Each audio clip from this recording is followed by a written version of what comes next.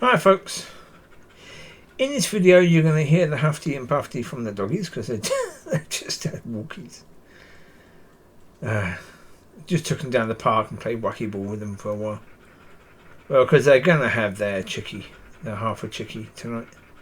So therefore a good run around, get them knackered, half a chickies, and they're going to sleep well tonight. So yeah, so they're going to be incredibly huffy puffy right now. So you can have that as part of your background. So same doggies in the picture that are huffy and puffy right now. So enjoy. Well, basically, yeah, as I say, the upside down world. Yeah. This is going to make a good movie at some point. It's going to make a very interesting movie. Yeah. That the nation most in darkness, the church thinks the people from that country should be in charge of churches. Even though they're most people in darkness. There's less light in that country than most countries. So therefore, why pick people from that country? It's not because they're the right people.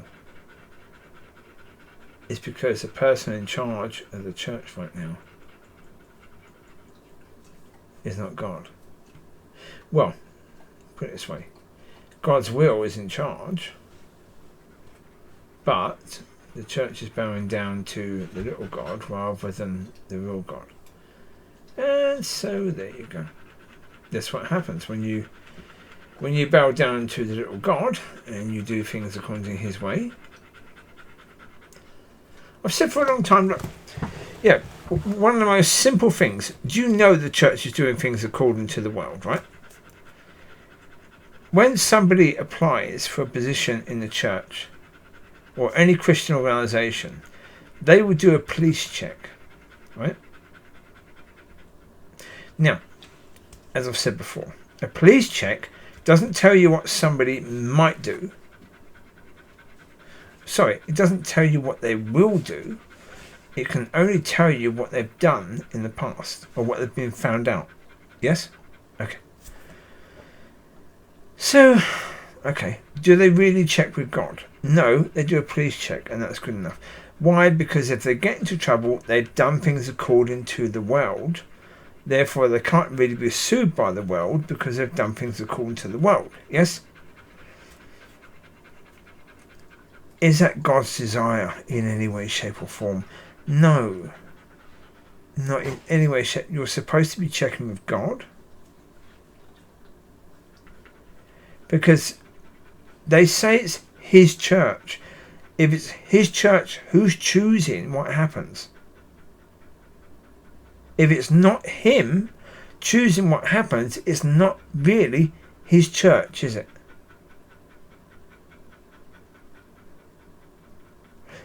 And as I say, you won't find many churches that don't do things according to that system.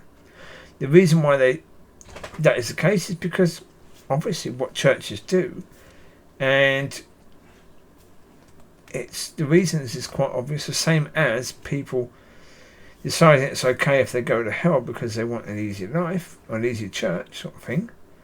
Same thing. If you're setting up a church, it's far easier just to do things the same way as every other church.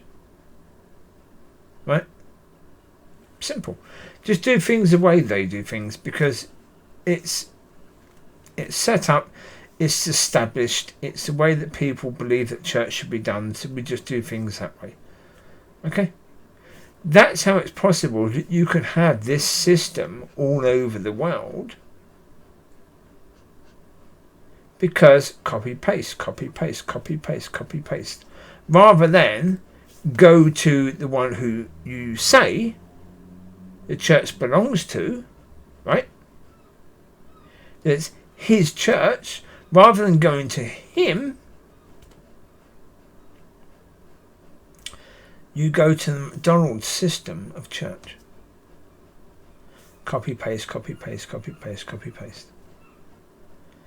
As I say, the whole idea of training God's people that they should go to a Bible college and be trained that way, again, is absolutely and totally ridiculous.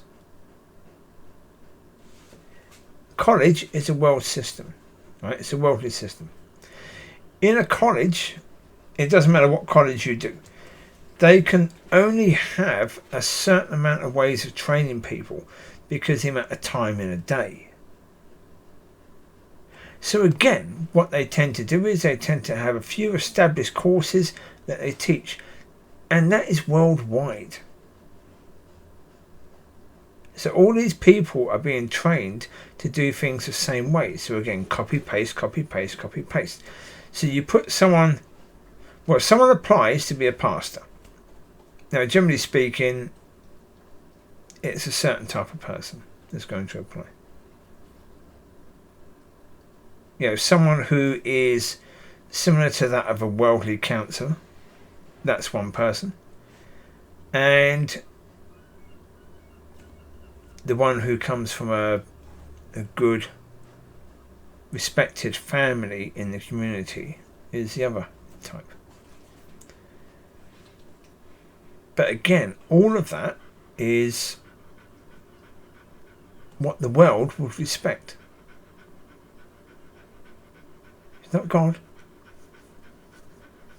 You're not going to God to choose your people. Because if you're saying, well, somebody has to have gone through, be trained according to Bible college and stuff, you're telling God he has to use someone who's gone through that system, or he has to put his people through that system for them to be leaders in your church. Do you know what God's going to say to that? No. Simple as that. No. The moment you think it's appropriate for you to tell God how to do things, God says, okay, I'm going to leave you to it. And this is what God has done. He's just left the church to it. He said that at some point in time, you are going to realize where you are, and you're going to get on your knees and go back to him. You're going to have the sackcloth and ashes and all that. The problem is they won't, and they won't because they are so deluded, because in order to continue doing things in that way, you have to believe you're right. Yeah, and that's what they do. They believe they are right, so they just do it. They just do it. They just do it. They just do it. They just do it. They just do it. They just do it. They just do it. Yeah. Yeah. And here we are. As I say, here we are. This is where we are. And so, yeah. You ask most people in the world, if you're going to go to a country and look for people to be in charge of a church, what country would you go to? Most people would say somewhere like Sweden.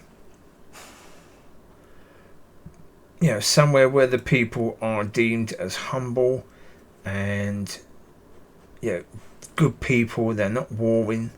They don't like weapons and guns and all this sort of stuff. You wouldn't go to a country in love with guns and say, this is who we want.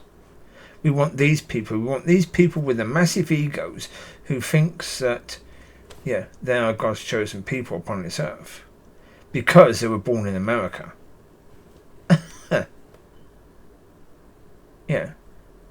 Yeah. You would choose someone else if you're using wisdom. Yeah. I say, when you tell God how church has to be, God says, okay, go for it. You go for it, and when you realise that you're wrong, come back and see me.